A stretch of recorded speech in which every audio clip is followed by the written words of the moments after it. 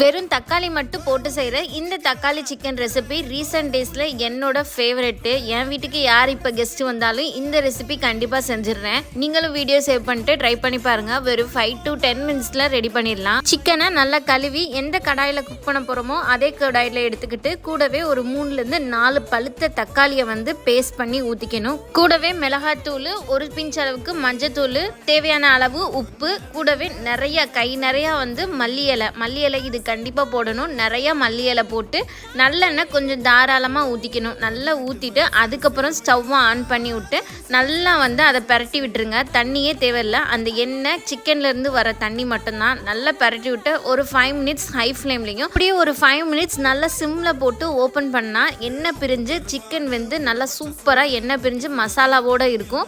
அதுக்கு மேலே அப்படியே கொஞ்சமாக மல்லி இலை, கொஞ்சம் நல்லெண்ணெய் ஊற்றி அப்படியே அடுப்பை ஆஃப் பண்ணி க்ளோஸ் பண்ணிட்டிங்கன்னா சூப்பரான தக்காளி சிக்கன் ரெடி. கண்டிப்பாக ட்ரை பண்ணி பாருங்கள். உங்களுக்கும் ஃபேவரட்டாக இருக்கும். நம்ம பேஜை மறக்காமல் ஃபாலோ பண்ணிக்கோங்க.